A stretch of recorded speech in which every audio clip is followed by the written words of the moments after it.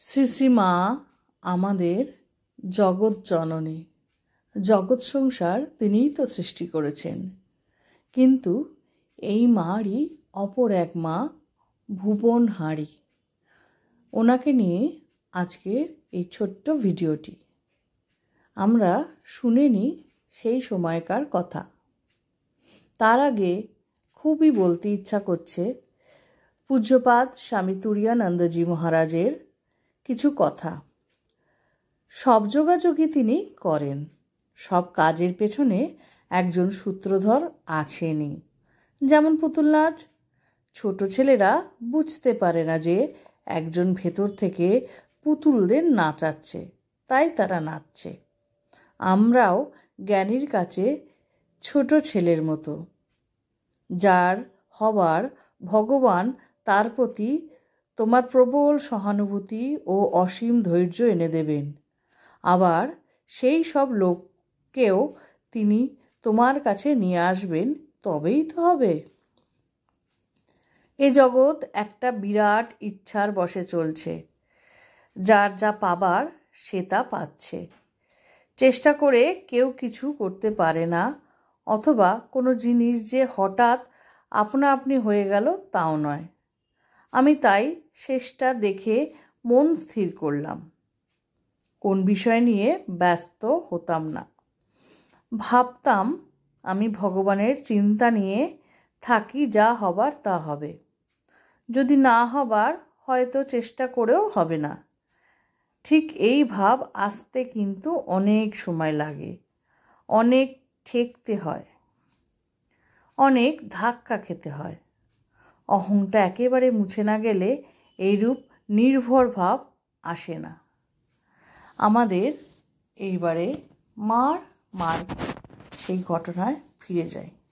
আমরা এই মহারাজের কথার মধ্যে পেলাম, যখন ঠাকুর বা ঈশ্বর যাকে দিয়ে যেই কাজটা করাবেন ঠিক করে রাখেন, তাকে দিয়েই সেই কাজটা করিয়ে নেন।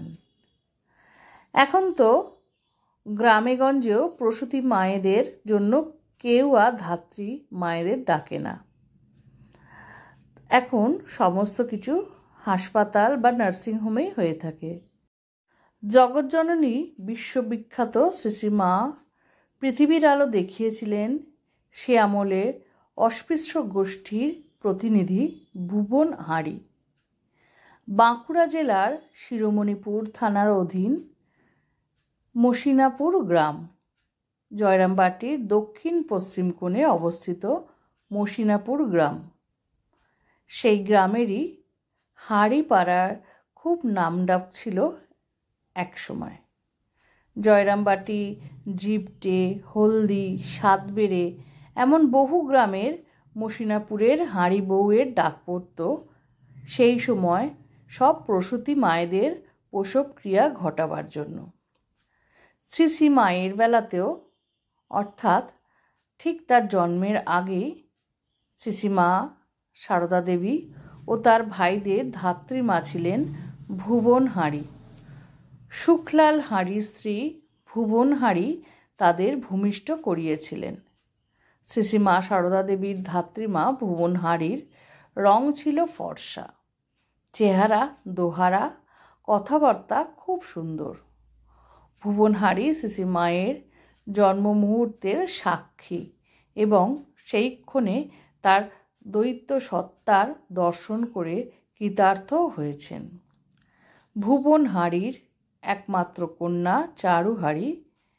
ভুবনহারী প্রায় বলতো, তিনি বললেন, জয়রামবাটির রাম মুকুজ্জের মেয়ে সারু যে সাধারণ মেয়ে নন, আমি তার জন্মের সময় টের পেয়েছিলুম।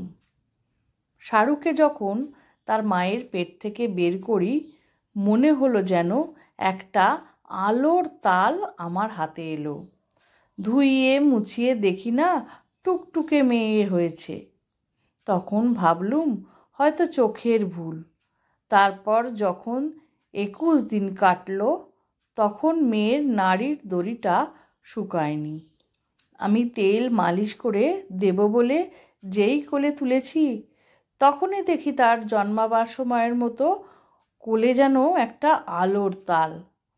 ভয়ে চোখ বুজে কালী মার স্মরণ করি। পরে চোখ খুলে দেখি খুদে মেয়ে আমার দিকে চেয়ে আছে। সেদিনই বুঝেছি এই মেয়ে যে সে নয়, ও খুব বড় হবে। শারুর জন্মের পরেই তো তার বাবার বারবারন্ত হলো, জমি জমা হলো। আমি তো অনেক দিন ধরে জয়রামবাটিতে কাজ করছি, সব বাড়ির অবস্থা আমার জানা। শারু বড় হলে যখন ওদের বাড়ি যেতাম, সে বলতো, ধাইমা এসো বসো। হাতের কাছে ফল মিঠাই যা পেত তাই দিয়ে বলতো, ধাইমা তুমি খেও।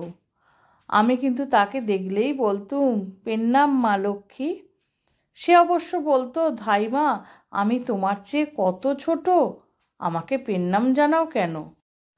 মা তুমি যে লক্ষ্মী, আমি বলতুম। অর্থাৎ এখানে তার ধাত্রীমা মাকে বলছেন। মা লক্ষ্মীকে পেনাম না জানালে হয়? শারু বলতো, অমন বলো না, আমি তোমাদের সেই শারুই। চারু হাঁড়ি অনেক দিন পর্যন্ত বেঁচে ছিল, তাই তার জয়রামবাটির সব বাড়িতেই আসা যাওয়া ছিল। সিসিমায়ের ভাইপো ভূদেব, সিসিমায়ের ভাই কালী কুমারের জ্যৈষ্ঠ পুত্র ও বাকি ভাইপো রাধারমন, ক্ষুদিরাম, বিজয়কৃষ্ণ সকলেরই ধাত্রীমা ছিলেন এই চারুহারি। সে দেখতে ছিল কালো, বেঁটে ও মোটাসোটা। মুখুজ্জে বাড়ি থেকে ডাক পড়লে চারু তড়িঘড়ি চলে আসত। সে জয়রামবাটি গ্রামের সব প্রসূতি মেয়েদের প্রসবক্রিয়া ঘটাত। চারুহারির দুই কন্যা কমলা ও ভরি, এরা বাপের বাড়িতেই বাস করে। চারুহারি মারা গেলে তার মেয়ে কমলা ধাত্রীমায়ের কাজ করত। সেও জয়রামবাটিতে অনেকবার এসেছে। অর্থাৎ সিসিমায়ের ধাত্রীমা ভুবনহারি মা যখন ভূমিষ্ঠ হন তখনই টের পেয়েছিলেন উনি সাধারণ নন।